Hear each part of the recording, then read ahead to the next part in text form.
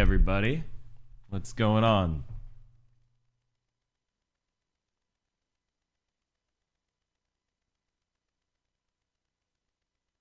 How is it? How is it? I think the camera is still fucked. I tried my best to fix it, but you know, ultimately you can only do what you can do, you know? Ultimately you can only do what you can do.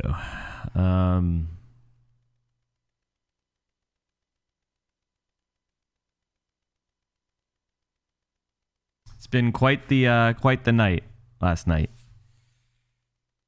A lot of stuff happened, and I'm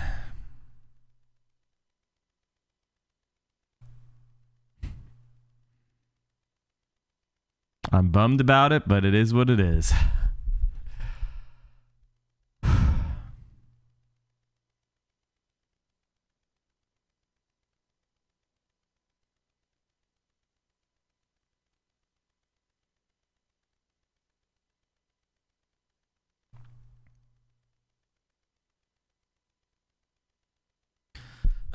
Yeah, it looks there's a lot of really bad polls. It looks like this maneuver was pretty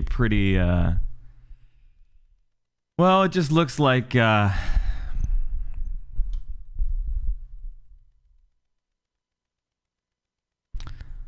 don't you let me just process, and we'll talk about it. We'll talk about it later. Talk about it later. Let me just post something on Discord.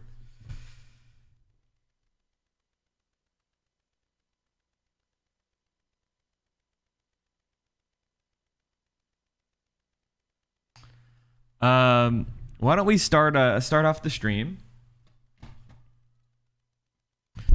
with a little bit of oh, hey Light, how you doing? With a little bit of The Hill.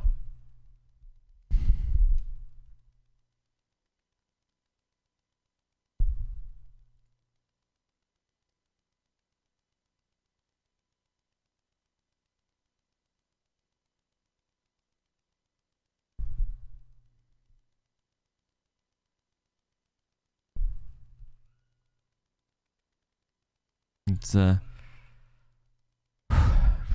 talk about the biggest stories of the day.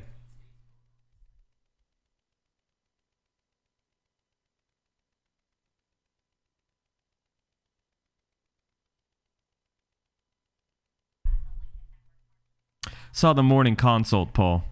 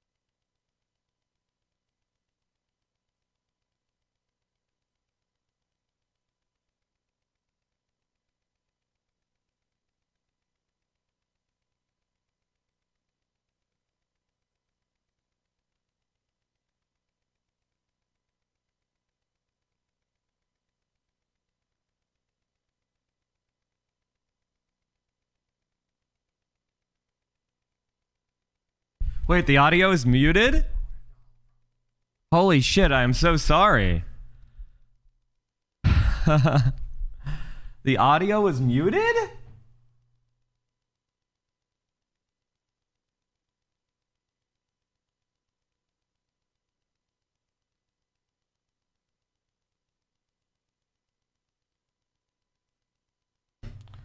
Alright, what the fuck? What the fuck?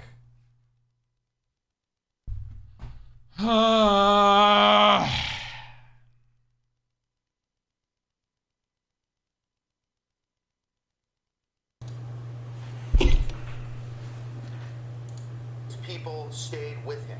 It didn't matter. And I swear to God. I swear to God. I just, fuck me, man. Fuck me. Wait, what? The hell is this? This is definitely not. Alright, hold on. Okay. Let me see if it works now. What the fuck is the noise? What is going on? he was able to push through. Remember, Paul. Oh my God. Is the mic fucking broken? Okay, hold on.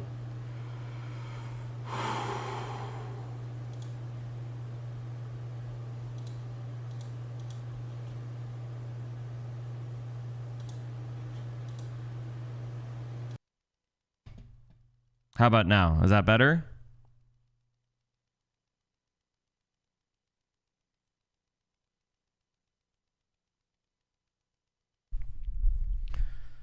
Okay, let's try the video again.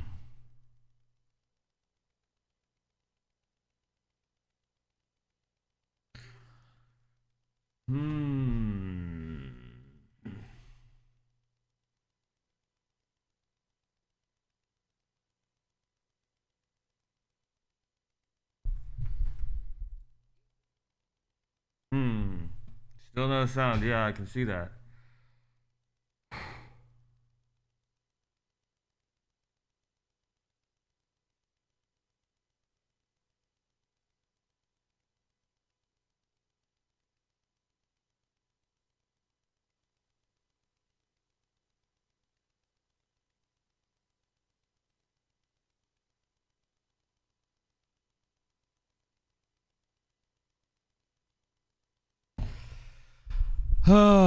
I think you have the audio source for the PC muted. Yeah.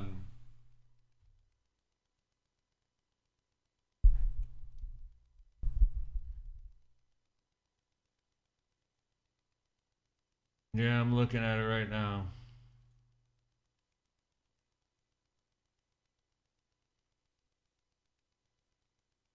Okay, let's try this.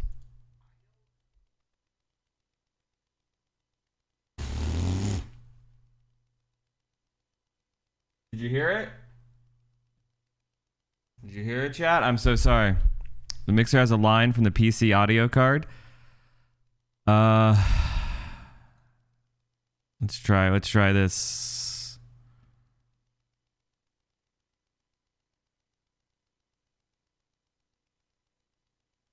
Ooh. This is going well. I'm having a good day already, stream chatters. I'm having a really great day. I'm just loving it. I'm just feeling great.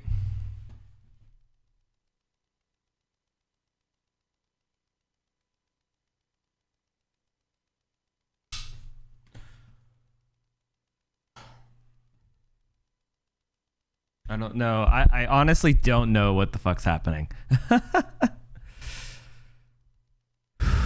Mike, just repeat what they say. Do the closed captioning. All right, how about this?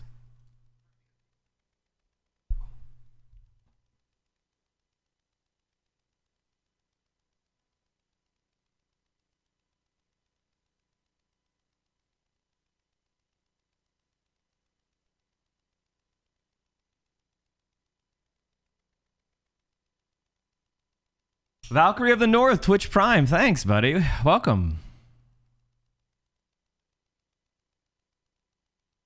Honestly, I'm having such a bad day. I don't even know why I'm streaming. I should, like, fucking quit. I should honestly quit. Thank you, Valkyrie of the North. I appreciate that. Just tech support. Mike, are you going to Michael's show tonight? Absolutely. Meet me there, everybody. Meet me there. I am going to the show 100%.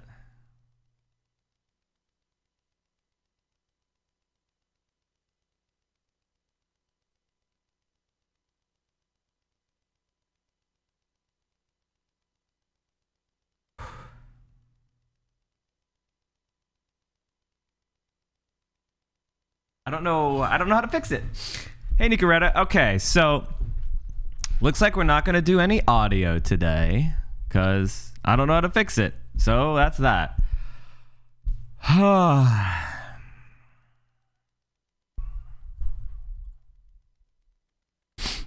Sanders' campaign was caught off guard by quick massing of opposition.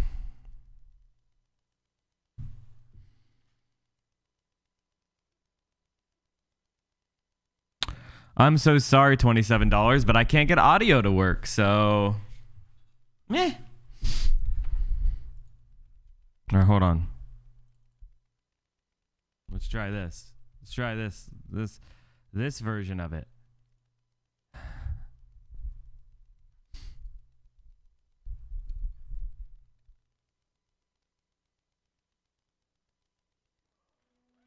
Can you raise your hands wherever you are in this space right now? With these hands, we will transform this country. With these hands, we will have Medicare for all. With these hands, we will have college for all. With these hands, we will secure for ourselves and future generations a better life. With these hands, we will have criminal justice reform. With these hands, we will strike down the vestiges of racism and discrimination and homophobia and xenophobia. With these hands. With these hands. So if you'll indulge me, I want you to kindly ask your neighbor, can I hold your hand? Okay, so if you have permission and you're holding the hand, I want you all to close your eyes and just follow my instructions. Is that all right? If you grew up in a happy home, please squeeze your hand.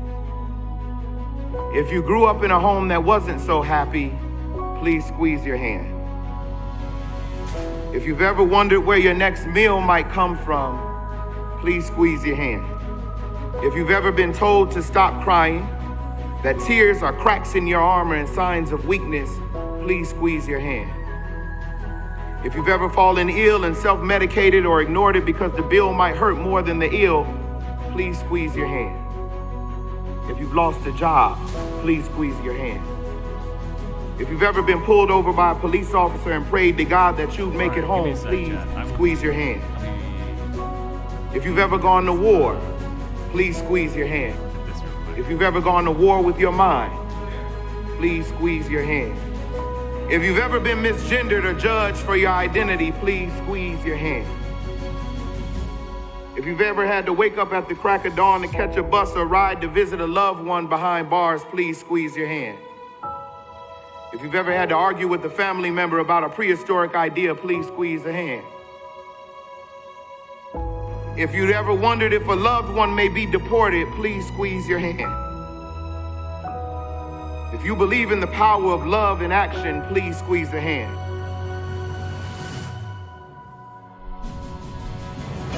If you believe that there is nothing more powerful than an idea whose time has come, that the long arc of the universe always bends towards justice, please squeeze a hand.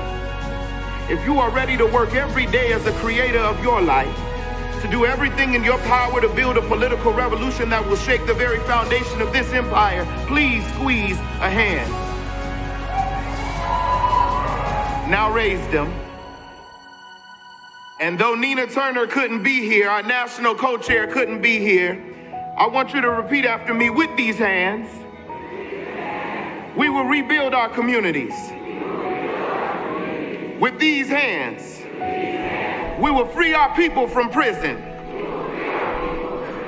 With these hands, we'll fight for a nation that makes our grandparents and our grandchildren proud.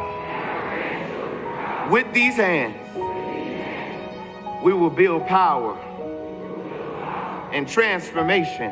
And with these hands, we will elect Senator Bernie Sanders as the next president of the United States of America.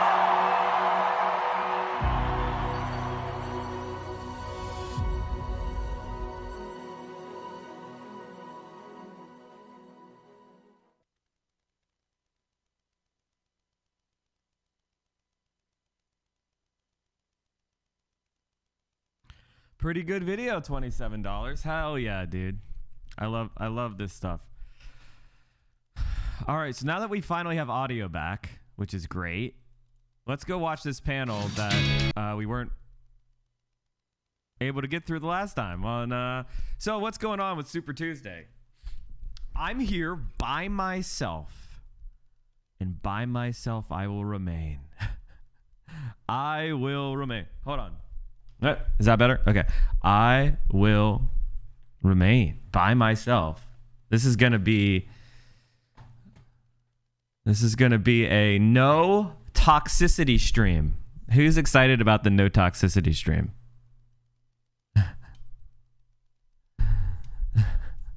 I know I am. So let's get this going. Bernie is poised to win most delegates when 14 states vote on this cycle's Super Tuesday, but will the weight of centrist Democrats behind Biden keep Sanders from building an insurmountable lead? We are back with Democratic strategist Andrew Feldman and Director of Media at the Lincoln Network, Marshall Kosloff. All right, one piece of information I want to throw into this conversation is a Reuters Ipsos poll that just came out this morning, so we don't have a graphic made for it, that tested the national head-to-head of Biden versus Bernie. And this is post-South Carolina. And it had it very close, still had Bernie with a little bit of an edge there, Marshall, which I thought was very interesting. So as we look towards this race narrowing down to that head-to-head, Biden versus Bernie, what are those dynamics going to look like? Yeah, so here's the problem. I think that the Bernie being a little bit ahead is probably a lag. So I think there's still like this huge section of voters who are at the end of the day are going to vote for whoever wins, becomes the nominee. I think a lot of those people that determines a lot is determined by what happens tonight, right? Yeah, so I think that segment, basically the margin there is up for grabs. Yeah. I do think though this shows a potential danger zone for Bernie because once again to 2016 in the Republican primary, Trump only had 35 to 40% of the actual electorate, but what mattered is that electorate, the rest of it was split between 3 or 4 other people. Right. So if the race narrows to Bernie and Biden in this sort of a period, I think that's going to be great for Biden. I agree with you, Andrew, because I think that when Biden has all the institutional weight behind him, say even if Bernie has a plurality of the delegates, but Biden comes right behind him, you add him and Bloomberg up, you get I mean, I can see that all day long. It's just not going to happen. I really believe that Sanders is not going to be the nominee if he walks into the convention without a plurality. And I mean, without the majority. So without a plurality, without a majority, because with the plurality, if they have the ability, I just think they're going to be able to take it. I mean, what do you make in particular of that poll and his ability in order to pull it out? Because I think, Crystal, it was a 2% margin. Yeah, there. It's very close. That's just close enough for that. I think this race is so fluid. We are changing. 48 hours ago, we weren't talking like we are now. I think that it's going to continue to churn and change. What the thing I'm watching is this. It didn't matter in 2016 what was thrown at Donald Trump. His people stayed with him. It didn't matter. And he was able to push through. Remember, Paul Ryan was attacking him. Paul Ryan wasn't on his team. John Boehner. I mean, it was. I know it was a little different because people didn't get behind Ted Cruz the same way they're getting behind Joe Biden, but people were against I think Donald you could Trump. call Let's and not jet an kid ourselves engine in for that the, sense. So my point is, if Bernie can push through, if he still has steam, if he's still winning states, and he holds on to the polarity of delegates, it's going to be fascinating, and I get nervous about what happens at a convention in terms of throwing our party into disarray and handing a win to Donald Trump. Disagree, though, just because I think that the issue here in 2016 was that Paul Ryan had no actual constituency. Right. It wasn't just that he was sort of insulting people. Like he actually, Marco, all these people had Yeah, no I'm not constituency. feeling Morning too Joe great. really liked Paul Ryan. So we should give him that. Hungover. He The owned that cable morning news panel. green room was strongly Right, for but Paul the- Ryan. Not doing Just to finish hot. on it, the thing Honestly, here is, though, is maybe that like the the worst. establishment here actually one of the has a worst real days ever, constituency. This is a point we've been Suburban trying to and make upper middle through class the whole- voters are older black people. Those are real powerful constituencies. They matter. Well, here's what I would That's the say, and this is what I keep pointing out. The energy with the base in the Democratic elites, they hate Bernie. They want to do anything to stop. Like that's the Hillary Clinton. Nobody likes him. That's the way they feel. Among the Democratic base, Bernie Sanders is persistently the most popular candidate of the Democratic candidates who are running, right? So there isn't this like, oh, we got to stop Bernie thing, but there is we must pick the electability candidate. Yeah. And so when Bernie was racking up wins, it was like, okay, this is the guy. He's Literally. winning. All right, let's be with that guy. Now that all of these people have come in behind Joe, and you have all this media pumping him up, and you have decades of, narrative within the Democratic Party that to win, you have to back the most right-wing guy. Hey, TikTok Tuck, thanks for 400 bits. That's available. That is all now working in favor of him. So that, to me, is the real issue here. It comes back to that electability question. But Andrew, that has a flip side to it, which is when you are head-to-head, Biden's been able to hide on these debate stages. He just kind of shows up. As long as he doesn't literally fall over or have his eye explode on the stage or whatever, it's a win for him. That's not going to be the case anymore. If you actually have a one-on-one debate between Joe Biden and Bernie Sanders, or even if Bloomberg and Warren are still on the stage, you can't hide anymore. No one's going to give you a pass. They're not going to feel bad for you because you're like a doddering old man. They're actually going to prosecute the case against you. And that is where his vulnerability lies in terms of continuing to impress people as the electable candidate. I got a text from someone last night during the rallies, and the text was, "It's good to see a confident Joe Biden tonight." That's what we saw last night. We haven't seen that when he comes under attack. And that's what Joe Biden needs to work on, because when he is on the debate stage and comes under attack, he doesn't handle it well, right? So that's going to be his biggest challenge. Can he remain confident? Can he remain the leader he thinks he is? It's going to be interesting, because the other point that we haven't talked about as much here is the challenges with the Biden campaign before South Carolina was his money was drying up, right? He was not able to advertise in Super Tuesday states. Now, in the last 48 hours, he's raised over $10 million. The ability he's gonna have all the money. The Buttigieg money is all about the ability for him to get on air and communicate his message is going to be real. Oh, yeah. So, you alluded to this Absolutely. in the earlier panel, which is that at the end of the day, though, what Trump did is he made it existential between him and all of his candidates. Bernie is constitutionally incapable of that, it seems. And Crystal, you're talking about prosecuting the case. Bernie is able to do the policy case, Social Security. Isaac But J, everything thanks is for the predicated 2 with months. my Tier friend 1. Joe. He doesn't really want to knife him. And I think that's what you have to do when you're up against it. Look, President Obama and all these other people are against you. The only way is to fight like hell in order to win. Yeah. I don't think So Bernie I'm going has to that. argue against myself here, which is that the part of the problem is I'll that be right back. we've seen a I'm lot gonna of people grab try some to beat water. Trump since 2016, and every single time they've done it, it hasn't worked. Yeah. Part of the problem here is if Bernie Sanders, because once again, like I said earlier, the establishment actually has a real constituency here. They actually can punish Bernie in some sort of form or fashion. So I think if Bernie were to come out and say on the debate stage next week, if you screw over my voters, we are not going to. If you take away the convention from us, say hello to part 2 of the Trump presidency. Yeah. If he were to do that, that would probably cause a further establishment pile on. Yeah. And actually, and frankly, it would scare a lot of the suburban moderate voters, like the suburban So like there's this awkward dynamic he's in a hard spot. Even That's if he true. were knife fighter Bernie at this moment, would be when the establishment feels strong. Because that was part of the problem. Like Trump was attacking them and knifing them when they felt weak. But right now they feel strong. Like the Morning Joe panel is crushing it right now. They must be popping champagne over there.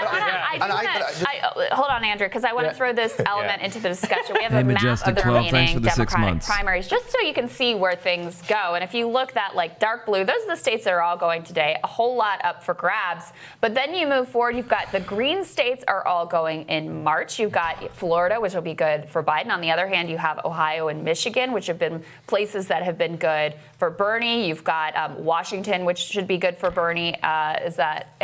You've got Latino populations that are up for grabs as well. Illinois. Then you move forward. You've got April, the yellow states there on the map. You've got Wisconsin, Pennsylvania, New York. So more large delegate plays at stake there. And then you continue to move forward.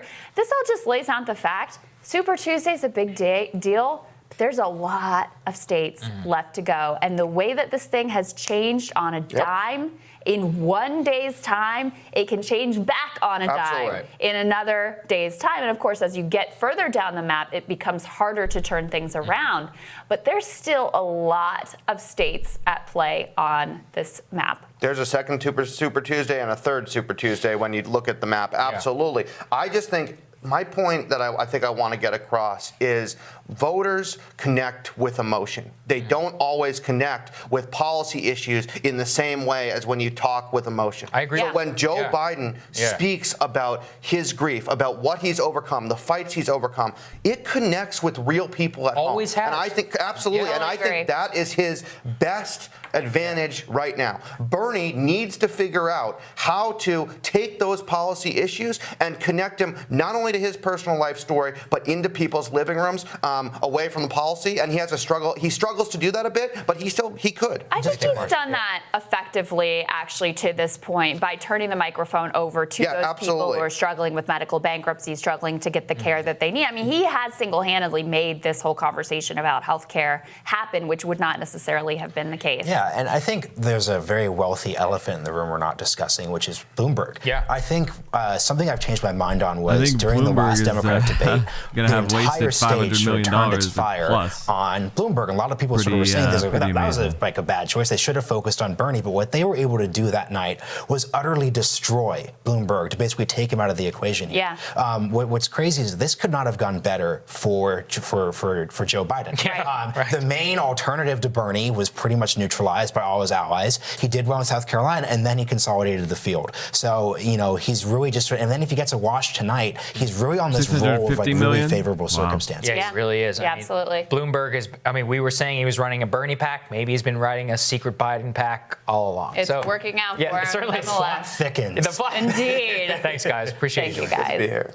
Tomorrow on Rising, we're going to get an update on the coronavirus outbreak as the number of U.S. cases continues to rise, and we will have election results from Super Tuesday. I'm not doomer about Bernie. Indeed, but if you do not I'm want just to doomer wait about until life. tomorrow morning, because who would want to do that Nothing to hear to what do with happens, Bernie. watch our live coverage tonight. We'll be up on YouTube and Facebook Live starting at 9 p.m. to cover the election results as they come in, along with expert analysis and all of Team Rising's hot takes. Not just their hot takes. Also, as always, like, share, subscribe so you don't miss any of our content.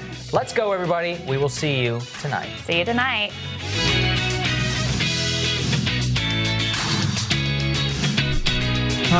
I am on fire today. I can tell. Like my takes, they're on fire. I'm not just sitting here and totally distracted. Hey Yoshi, how are you? So is anybody going to the TMBS show tonight? Or it's not TMBS, it's a Nomiki show, but Michael Brooks is going to be there. Where are my co-anchors? I ain't got no co-anchors. Everybody come and say hi to me. Please.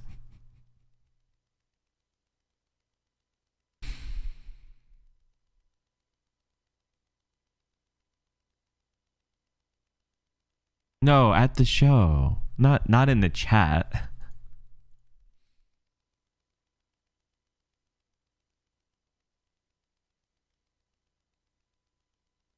Wow, Lasers Pew Pew, thanks for the 2,000 bits.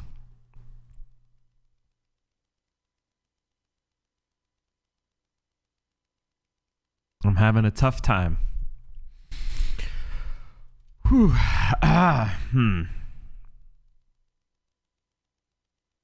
What the hell is going on with that? Having a tough time. Guys, you know what day it is. Super Tuesday, and we've got our predictions in hand. Oh boy. To reveal all that will maybe happen tonight. We'll see. We agonized over this one. Yeah, look, overall, I think we both expect it to be a bit of a mixed bag. Bernie will win some states, Biden will win others. I think for me, the key swing state to look at will be Texas. That was the one that I had the hardest time deciding on, but let's just go down the list and see what we got here. Okay, let's start with Maine. What do we think, Crystal? I think Bernie's a favorite in Maine. Right. Vermont also, I think it's pretty clear Bernie will win there. Although I did see the poll that had Bloomberg doing well in Maine, so you never know what could happen. But I think Bernie pulls it off there. Okay, so then the more important states, Virginia and North Carolina. These big delegate rich.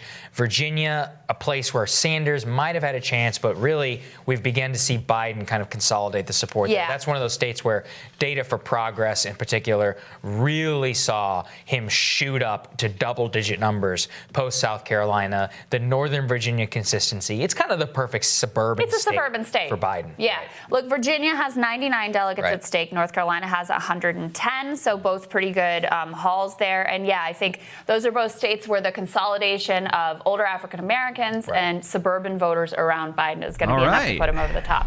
Massachusetts. Why not take the I day think Bernie off? pulls Hell off no. the win there, especially with Warren performing so poorly. All right, so here's what they've got. Okay, what is everybody's prediction? We got VA Biden, North Carolina Biden, Alabama Biden, Arkansas Biden, Oklahoma Biden, Texas Sanders.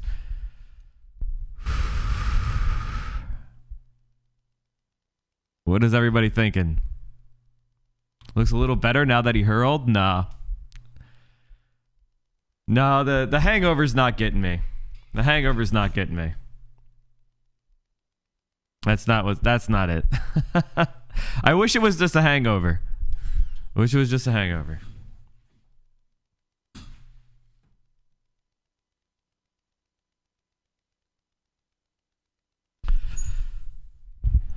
Key light energy is really. Is Biden winning in any blue/swing states? Well, Virginia and North Carolina are traditionally swing states. So Mike just needs a beer and a cigarette. I need a fucking time machine is what I need. That's what I need.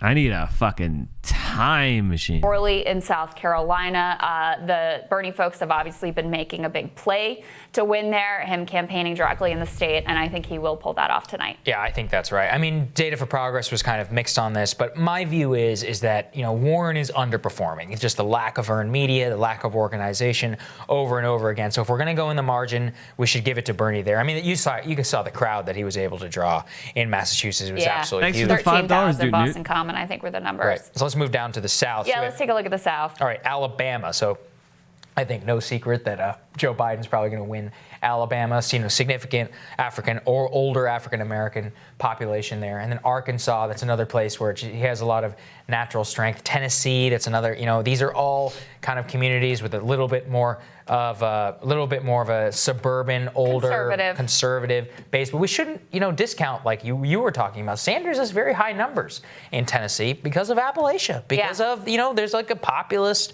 strong support there, people who have Trump and Bernie crossover. So you shouldn't underwrite that significantly. Yeah, and also, we're thinking about the folks in Tennessee today with the horrific tornadoes that have left a death toll there. And, on a more mundane level, will certainly be impacting people's ability to get out and vote. But of those southern states, when we're looking at Virginia, North Carolina, Alabama, Tennessee, Oklahoma, Arkansas, I think Biden will win all of those southern states. The one where he actually is the closest Bernie is Tennessee.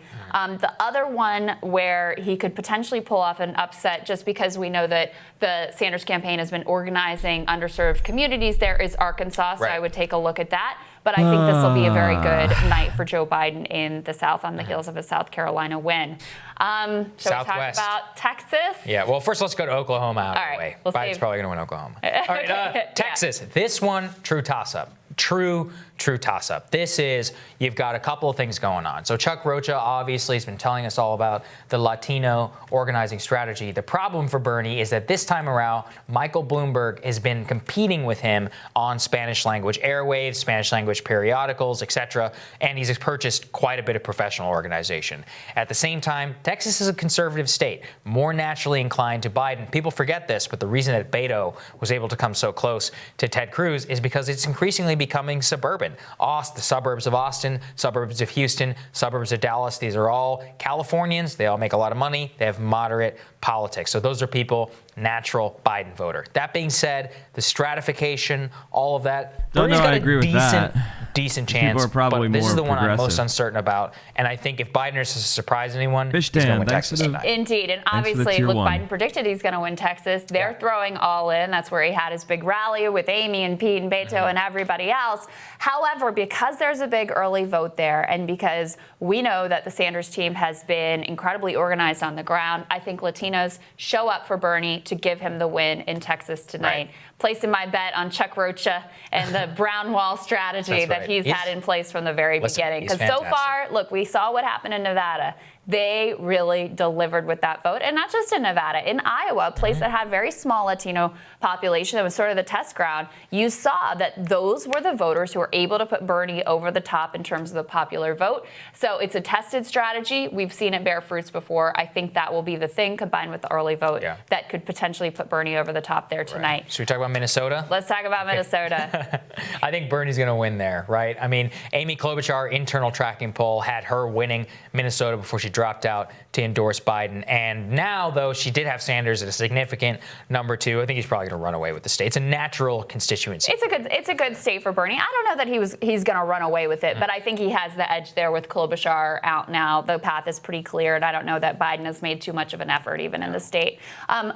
More good states for Bernie. If you look at Utah and Colorado probably being the stronger of the two for Bernie. I expect him to kind of run up the score there. Warren, in a lot of the polls I saw, was the number 2, and I think he'll win over even some more of her voters. Utah has one of the youngest demographics in the entire country. That's obviously a very good dynamic for Bernie Sanders, so I think those are 2 good states for him there. And then California, it's the whole game. We both think Sanders is going to win. As always, and we're going to be saying this so much tonight, the question is all about how many people cross the 15% threshold in order to score delegates. It's a process game now. That's what we're watching more than anything. I'm not even really looking at Sanders' victory anymore. I'm looking at Biden, What's the Warren, margin? and Bloomberg. What are the margins? Yeah, that's exactly right. Yeah. 415 delegates at stake in California. So you can't compare that to like a Virginia that has 99, which is still a fairly big state, or an Alabama that has 52, or an Arkansas that has 31. You put all those together, you still don't get to the number of delegates that are at stake in California. So yeah, the margin's going to matter. Number of candidates over 15 points. And also remember, as we've been reminding you, those results are going to come in slow because they have a big early vote. They have vote by mail. Neural Code 1234 says, I was going to vote Biden, but I convinced him not to vote since he didn't care that much overall, and the lines were long. Hashtag Praxis.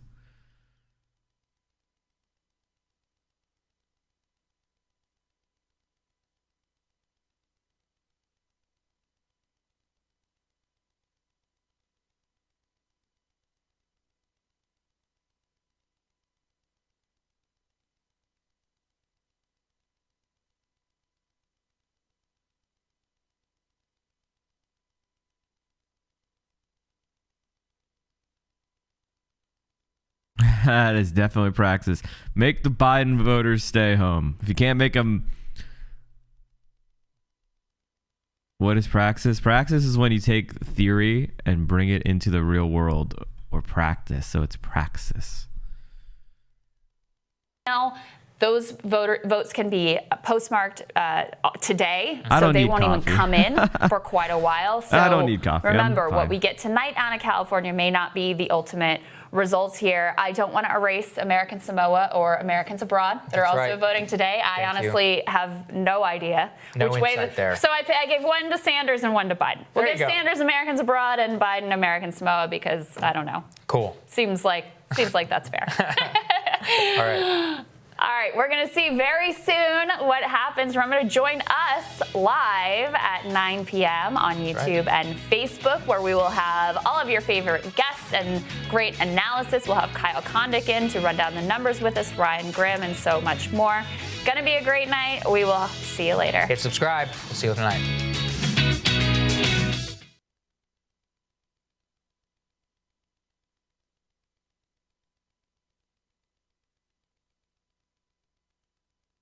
Brandon Batten cut his tobacco production in half, losing hundreds of thousands of dollars in revenue.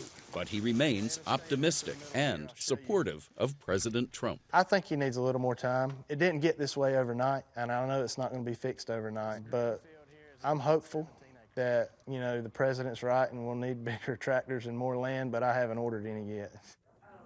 Still to come, one of the biggest factors for Democratic voters is a Republican. my we'll God. see how President Trump is impacting the race for the nomination as our special Super Tuesday coverage continues. You're streaming Red and Blue. I must say, We'll keep that in the background.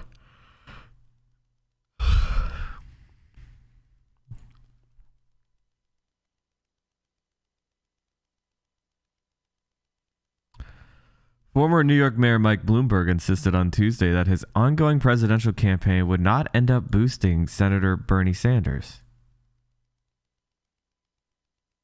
by splitting the vote of more moderate Democrats. I'm not helping Bernie Sanders. I'm trying to help myself, he told Politico as he campaigned in Florida.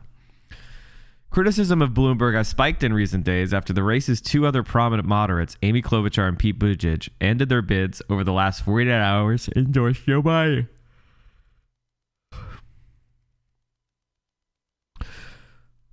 Bloomberg, who entered the race last year when Biden began to flag in the polls, said he planned to stay in the race despite signs of a resurgence from the former vice president. I got in because I thought that I could beat Donald Trump, and I thought I could do the job of being president, he said Tuesday. That's why I'm here, and that's why I started, and that's where we're going to wind up, in the White House. Former mayor had not yet appeared on ballots until Tuesday, but he asserted that criticism he would siphon votes away from Biden or any other moderate candidate left in the race went both ways. If you think I'm going to siphon from him, he's siphoning from me. Bloomberg later complained more definitively that it was Biden who was taking away votes from me, telling reporters in a news conference that it goes in both directions and bristling at questions about whether he would drop out of the race. Have you asked Joe whether he's going to drop out? Yes, we asked you that. Yeah, you can tell me. But Bloomberg also appeared to acknowledge that he has an extremely narrow path to the nomination, explaining that he is now banking on a contested Democratic National Convention in Milwaukee this summer, at which no candidate receives a majority of the pledged delegates needed to secure the nomination. Asked to predict which states he would win outright on Tuesday, he conceded that he might not win any. You don't have to win states. You have to win delegates, he argued. And I think that's what happens here is nobody gets a majority. Yes, somebody will have the plurality, and then you go to a convention. And we'll see what happens at the convention.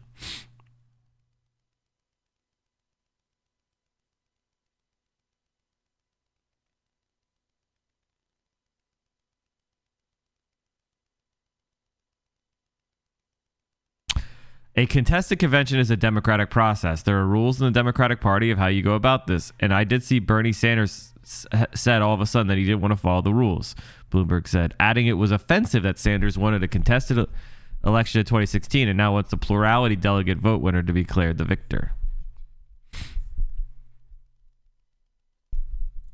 So it looks like, Bloomberg's staying in for the time being, so that's good. Yeah, I think that's probably good for Bernie. Okay, what's going on? Okay, I really...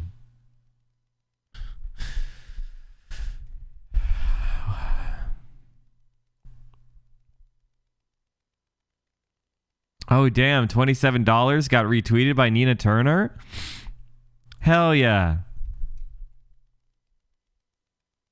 Hell yeah. Hey, Colin. FYI, Mike sucks at texting. I just gave up, dude.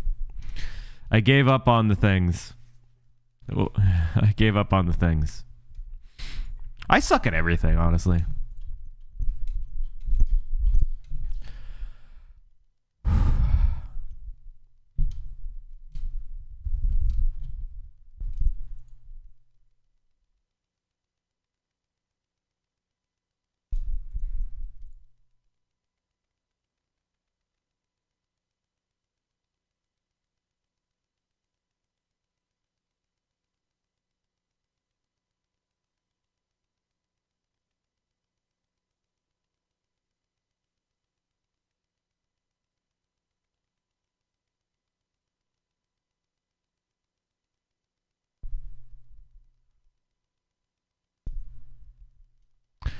Elizabeth Warren may not even win her own state tomorrow.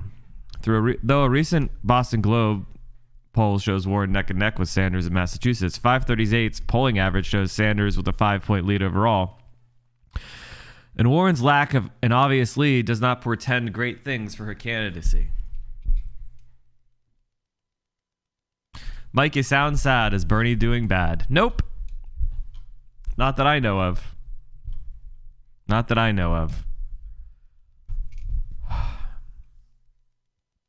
Just racking my brain about some stuff.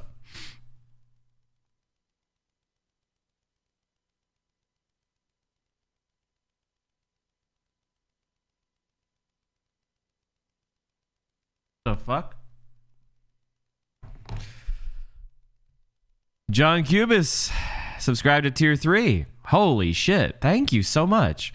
And got your plane flight and room for Milwaukee? Let's do this. Oh, hell yeah. Stroza, your cat died today? Oh, I'm so sorry.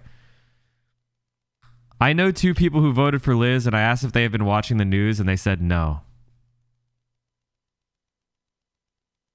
You're good at molding, and you're good at consulting. Am I even good at molding? I think I'm pretty bad at molding.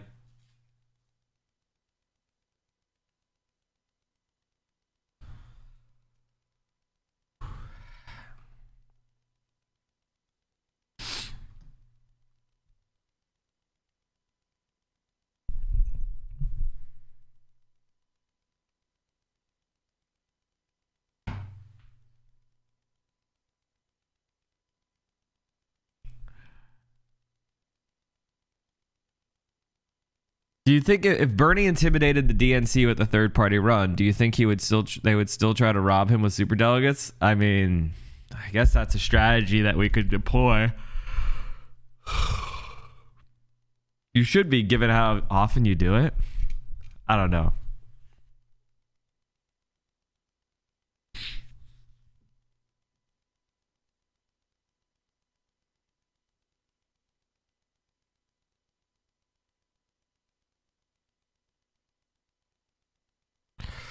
Woo! All right, this stream is it's flowing. I am flowing.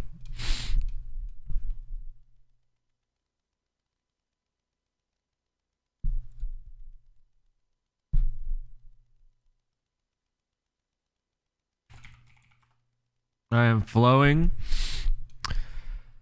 Oh, this story is so gross. Let's just cover it. It's quick.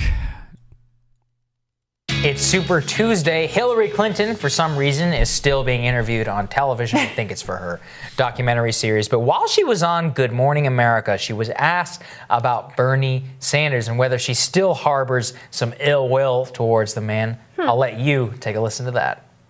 And really quickly, just curious to get your response to hearing that Bernie Sanders said that if he makes it to the convention with the most pledged delegates, that he should be the nominee. That's quite a bit of a change in his stance from 2016. Your reaction? Well, my reaction is let's follow the rules. We've got rules. We had rules last time, and we have rules this time. And I think it's always a good idea to follow the rules. Everybody knew what they were when you got into it. In the campaign, in the documentary, you talk about his campaign from 2016, and you call it, quote, just baloney, and I feel so bad that people got sucked into it. Do you still feel that way now? Sure. Yeah. I mean, you know, that was my authentic opinion then. It's my authentic opinion now. Oh, God. Every time she talks about Bernie Sanders, like, he ought to pay her to talk about him in this way. Like yeah, it's like a super PAC for Bernie Sanders. Every negative thing she says She's about such him. a horrible person. It's just unbelievable. The amount of resentment that is still there, like the cackling over. It's completely disingenuous too, but also like such a softball, like the way that they treat her. It's such a softball interview. It's like she's a queen. Yeah. Not the failed person that she is. Well, and like they're buddies and they're all in the club together. And oh, look at this ridiculous guy out here who wants to give everybody health care. Very Can you believe telling him? that she's willing to knife him on the day of Super Tuesday. I mean, look, no secret, no love lost. She had played footsie a little bit. Remember a couple of weeks ago, she said, I will back whoever the eventual Democratic nominee is. But she's got to be giddy that he's getting his due in her eyes. And that their establishment is coming for him in this primary. So no surprise there. She hasn't really learned very much. Well, we will see if she still feels so happy and jolly tomorrow after the results are in. Like I said, only good for Bernie when Hillary has something to say about him. So there you go. All right, we'll have more for you later. Tune into our live coverage at 9 p.m. Live Super Tuesday results to tell you who is winning and where and why and all that good stuff. We'll see you then. Such a fucking ghoul.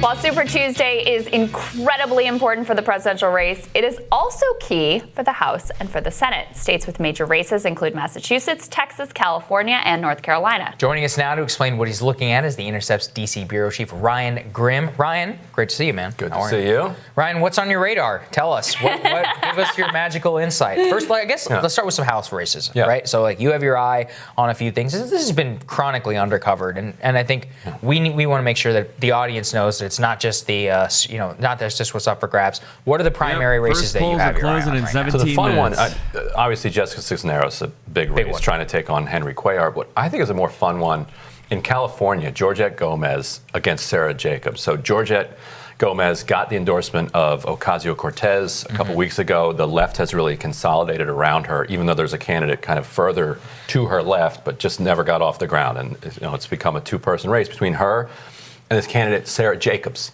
who ran in 2018 in a completely different district, a campaign significantly funded by her grandfather, who's a billionaire from Oracle. Oh, great. And so Must be nice. now she moved to a new district. She lost to Mike Levine, who then went on to win the general. She moved to a new district, her grandfather, again, pumping hundreds of thousands, if not millions of dollars into this race to get his granddaughter through the runoff. So because of all the spending that he's doing, she's going to make it. But the question is, does Georgette Gomez become the second Democrat, and then you have a runoff?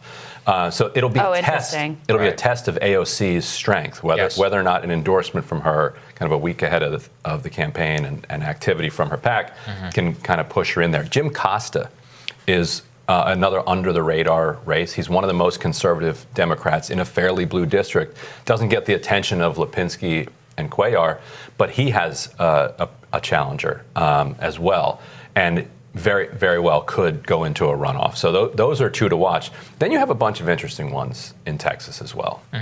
Well, talk to us a little bit more about Texas.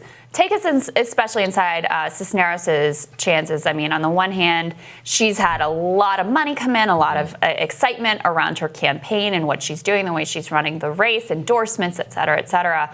On the other hand, Cuellar is sort of an establishment figure there. Saagar's been educating me on just how tight a grip he has on the area. So does she have a realistic chance to knock him off tonight? Well, we'll see. And Saagar's right. So Henry Cuellar is kind of like the boss of this district. Literally.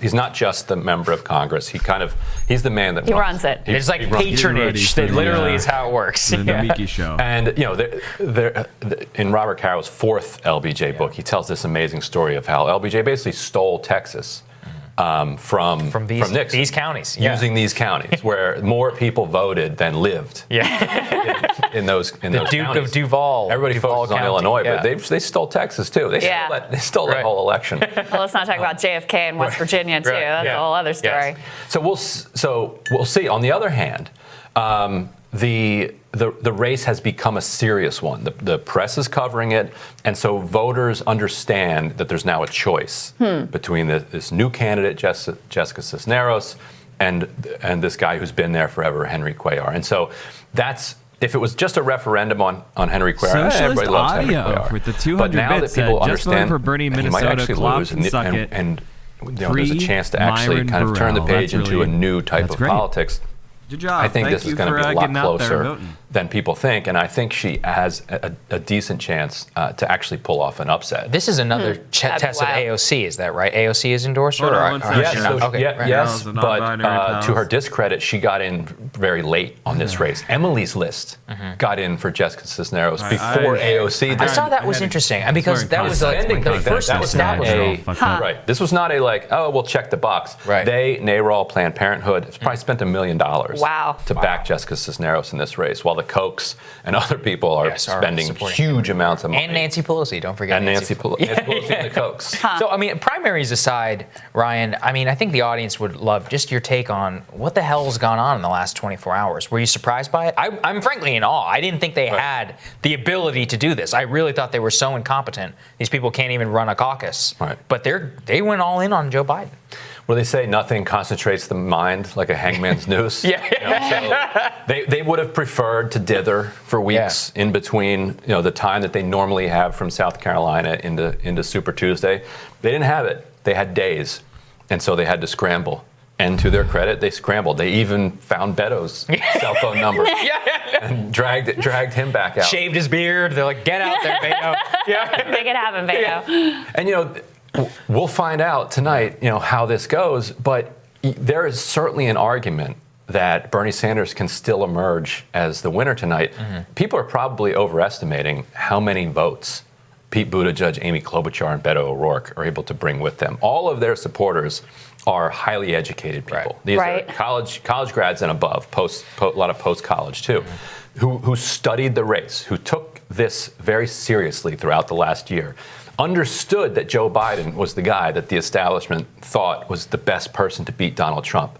They looked at it closely, and they said no. And they went with Buttigieg, they went with Klobuchar, they went with Beto. They bounced around to Warren. Some of them went to Bernie because they're convinced of the electability. The idea that they would have made that decision and they will unmake it because Pete Buttigieg tells them to, might be expecting a little bit too much of Pete Buttigieg's persuasive powers to these voters. And so if Bernie can have this rapid consolidation around Joe Biden and still come out on top, that makes him look like Larry David called him, Give me 1 sec. indestructible. And that gives him a sense of momentum. And also, every time the establishment comes at him, it reinforces his own brand, that he's the guy who actually is going to do what he promises. And so other people are like, oh, well, if Pete Buttigieg and Amy Klobuchar and everybody is allying against him, then there must be something right about him. I mean, it is a true test now of his case versus Biden's case, right? Of that restoration argument, Trump's an aberration, just go with me, I'm the safe choice, et cetera, versus we got to do something new here. And these people are all in the tank together, and they are standing in the way of working class people actually having power and have a say in this country. I think for a certain segment of the public, it does backlash to have all these people saying, no, you can't have this choice, right? You can't have this thing. And I reminded, as you're speaking, of the fact that, ahead of Iowa, Liz Warren gets the New York Times half-endorsement, right? She gets Julian Castro, jumps in for her. There was a lot of media coverage around that. He really goes in hard on the trail for her. Didn't ultimately amount to much. The only establishment figure that we've seen so far who really had that impact was Jim Clyburn. All right, I got a Kleenex. I mean, according to the exit polls, the fact that he endorsed in that state and had this particular connection with that specific community really changed the tides in that state. Do these other people, Pete and Amy and Beto, they don't have this long connection with the country or with these communities the way that a Clyburn does. Right. And the thing that gets at is the connection between a politician and a social base. Clyburn has one. He's an iconic civil rights leader. Yes. He's a revered figure right. in South Carolina who has not stopped organizing. Black churches are still strong, and he's able to move people by the weight of his kind of moral clarity. Even as we might criticize a lot of what he does in Washington back home, he's still very much considered a leader of people. Amy Klobuchar, Buttigieg, these are not leaders of people. These are people who are clearly ambitious politicians, with a degree of talent, but they don't have a social base that they're bringing with them. Clearly, Castro didn't either. As Castro has run around the country supporting Warren, you haven't seen her poll numbers move. And you're right. This fight had to happen at some point. Yeah. So this is shaping up to be a fairly clean contest between those two questions that you laid out. Just like, and it's one that Sanders has the advantage because he had the momentum is the frame still going into it. He's got all crappy? those early votes banked, and he's got Bloomberg soaking up all these boomer votes, right? Boomer plus votes. Yeah. that would very likely otherwise be going to Biden. So on the other hand, there's also Warren. Right. Their super PAC. I wanted to Party ask with about progressives. Ryan. You've maintained good relations with their team and the campaign. What are they thinking right now? Because right now you've got the establishment has their man. They went all in for him. Right. The progressives appear to be, she, longtime ideological ally, is playing no more than a role of a spoiler for the Sanders campaign. Does she not see that, and does she just not care? So here's the thing we always have to remind ourselves of, and I have to remind myself of this sometimes. That when a candidate is in the campaign, they're still running, they're struggling, and they're explaining to you why they're still in, don't listen to that. It's nonsense. They can't be honest about why exactly they're still in. If they can't say, you know what, I'm going to watch how I do on Super Tuesday, and if I get less than 10% in a lot of these states, then I'm going to drop out on Wednesday. Because everyone will flee them. Yeah, right. Yeah. The way that Republicans slammed Obama when he was like, I'm going to send 30,000 troops to Afghanistan, and then they're all going to leave in 9 months. Right. Yeah. Like, I'm not so. But that's the best. That's the best strategy. Yeah. So if you announce that you're quitting before you quit, then you've quit. And so therefore, you need a rationale for why you're staying in. And so she's come up with complicated rationales that explain why she's staying in that we should not take literally. Okay. And sometimes I take them too literally, and I get frustrated. I'm like, this doesn't make any sense. Right. It's not supposed to make sense. With that in mind, if she loses in Massachusetts tonight, which we don't know, she may pull it off, right? But if she loses in Massachusetts tonight, doesn't win a single state Super Tuesday, do you think she does get out? Because part of, I was thinking this through in a very similar way to you. I was like, okay, if you want to project to people that you're in it for the long haul, what's the best way to prove that is to make that ad buy that she made down the road, whether or not you actually intend to go through with it or not. That's a great way of saying, see, look, I'm really. Biden might get the apparent early delegate lead today before we get the late results from states like California. It'll all come down to Texas. I think if Bernie's winning Texas, then we're in good shape. If Bernie does not win Texas, then we're in bad shape. And then obviously we have polls closing here in 6 minutes. So I would expect the first state to be called right away will be Vermont. Really in it for the long haul. Come out and vote for me. Stick with me. Let's see what the best is that we can do on Super Tuesday. So do you think that she does drop out if it's not a good night for her tonight? Probably, but it depends on where the where the line is. Yeah. So if she doesn't collect delegates, then then there's really no her path requires delegate collection, and any advantage that she accrues to the Sanders campaign requires her to be collecting delegates. So like the Working Families Party, for instance, is still supporting her, basically by this point on the premise that she's soaking up delegates that would otherwise go to Joe Biden because she's lost most of the left to Bernie Sanders. He has consolidated that. So if tonight bullshit. We see that she actually went up a little bit because Pete and Amy dropped out, then she's soaking up voters that would otherwise be going to I just Biden. said, They had a choice Noku, of going to it Bernie, depends on Texas. and they didn't. So if that's the case, and a lot of the and delegates as you will saw, be. Bernie has We'll have a pretty slim good idea shot where of the getting delegates a are looking at majority of California. At this point of delegates. But if you can combine Bernie it'll be and then late. 10% Warren, then then WFP supports her staying in. She has a plausible case to stay in, and then she can stay in and telling herself, well, anything can happen That's interesting. at this point. But if she's under that, then What are you doing? I do think she's going to win some delegates tonight. She's just above that 16% threshold and very well could win her own home state. So thank you, Ryan. We appreciate it. We're going to see. Ryan, We'll great see. to have you. Thank you. Coming up, Team Rising's predictions on how Super Tuesday is going to play out. Well, when we Rising continues. already made some predictions, and I kind of agree with them. I agree with them.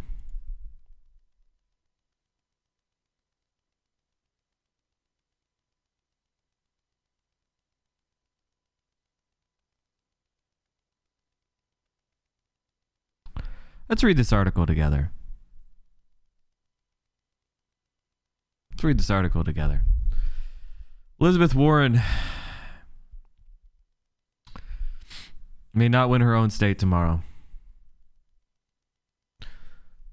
There's one way for a senator to preserve her dignity while advancing the progressive cause she espouses, and that is to drop out of the race and endorse Sanders. For Warren supporters, this will be difficult to accept, and for good reason. The senator has spoken movingly of her working class background and introduced a slate of generous policies that represent long overdue corrections to corporate power. In the debate, she can be fearsome. She's probably the first person to publicly humiliate Michael Bloomberg in years. And she has proven herself to be something of a rarity in American politics. There are few Democrats who can make the case for changing the government's priorities as consistently and as persuasively as Warren. But her campaign has struggled since its launch.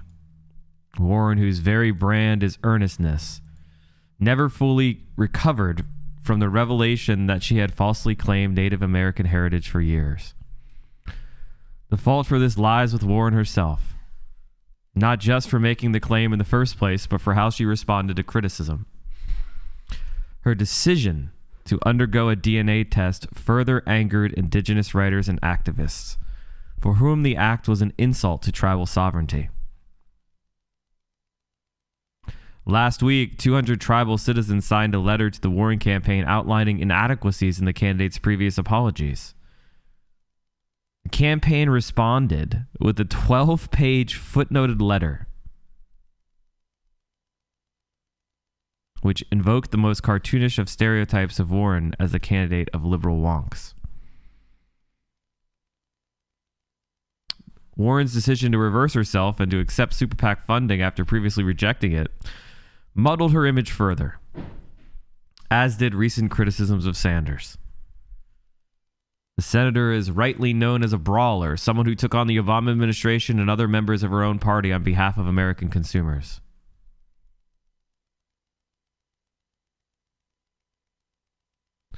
That's Warren at her best, and it's the Warren that drew the support of organizations like the Working Families Party.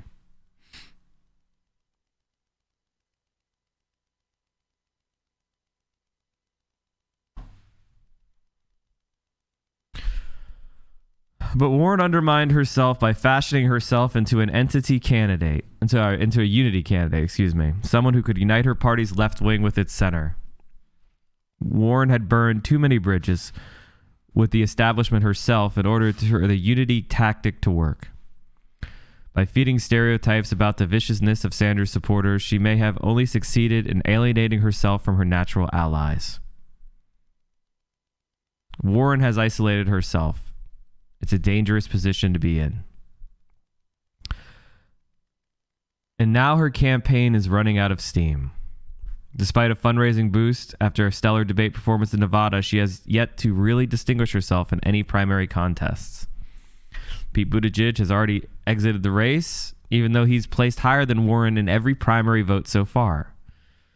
The news that Amy Klobuchar, too, plans to drop out of the race and that she and Buttigieg will both endorse Joe Biden later on Monday only makes Warren's decision more urgent.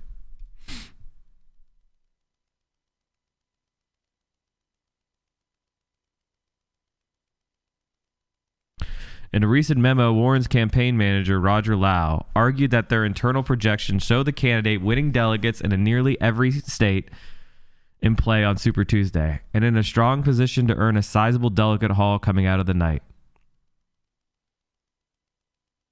He then seemed to raise the specter of a brokered convention.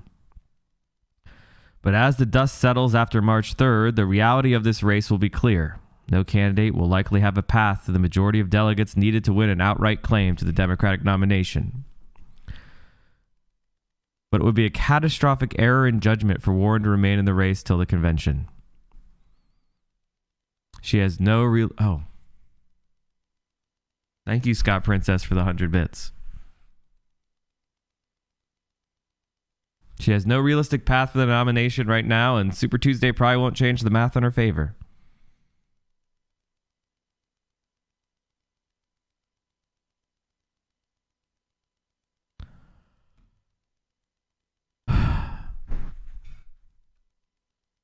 Super delegates wary of Sanders aren't suggesting her as an alternative. In interviews with the New York Times, they suggested Chris Coons or Michelle Obama. They dream of centrists, not progressives. Warren can't be the nominee. She can only be a spoiler. In the process, she'd sacrifice her well-earned reputation as a liberal with a genuine populist streak.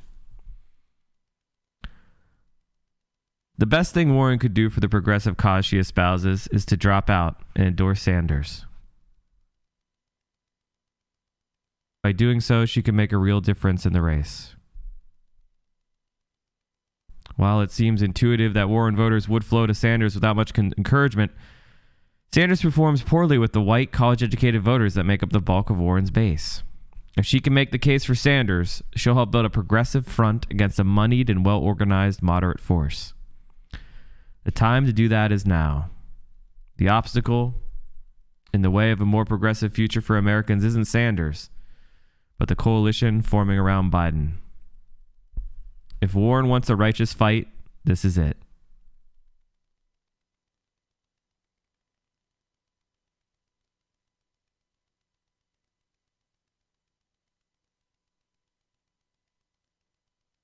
In Virginia, nearly half of Democratic primary voters said they had made up their minds about whom to support in the last few days before voting. That's very bad. That's really bad.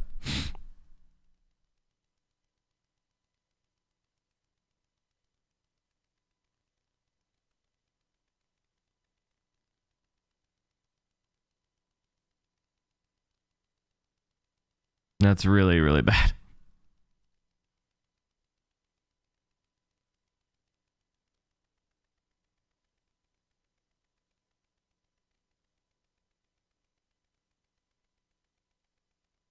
AP's already calling Welcome it to Super Tuesday 2020. 14 states, one territory. More than 1/3 of the Democratic.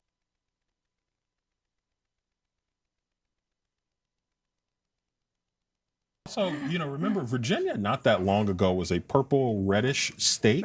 That in the last decade, Democratic stronghold in the state house. Most recently, 2 years ago, we saw the state House of Delegates in Virginia turn blue.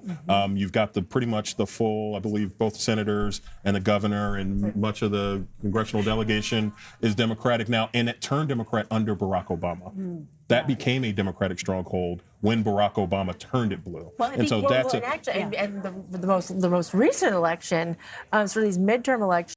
Assembly or the state legislature. There's also a new headquarters that Amazon is building in Arlington, and Virginia Tech is building a new campus in Alexandria. So that's going to bring new people into Virginia that may yet make it bluer if they're coming, say, from Seattle or San Francisco or Los Angeles to work in Washington. So I think over time, this blue marker might be a dot in a trend line of Virginia that might get even bluer. Joshua, let me underscore your point here. You're talking about how it's not, and we showed you it was not a very liberal. Mark Murray, look at the support for Medicare for All in Virginia. It is narrow, 52-46. Yeah. We have not had an exit or entrance poll yet that hasn't had Medicare for All have a majority. Joe Biden's going to crush in Virginia. However, Nothing has been this low. Well, Chuck, one exception in South Carolina was at 49%. Yes. So to me, what's really indicative here is that Not good. Virginia, the state of Virginia, looks a lot like the South Carolina electorate when it comes to this issue. I'd also note that a lot of Bernie Sanders supporters have actually been looking at the exit polls saying, see, a majority support Medicare for all. That is something they can talk about. However, it's also important to note the wording for this exit poll question. That is, would you be okay with a government plan that replaces your private insurance? It doesn't say anything about eliminating your insurance if you actually like it. So in some ways, it's a very favorable, the wording is very favorable to Medicare for all supporters. All right, I want everybody to sort of get your pen pads out. This is the time of decision. All right, we've got the breakout now up here of in Virginia. Those in the last that few doesn't days, do anything. how did they break out here? That doesn't do anything. How much did this Biden surge matter? Look at this. Doesn't do anything. I'm sorry. 52% of the vote for It's Biden. not my. It's among not. the half of the electorate that made their decision in the All last right, few hold on. days, as Hold you on can one see here. second. Remember, we had a poll a week ago that basically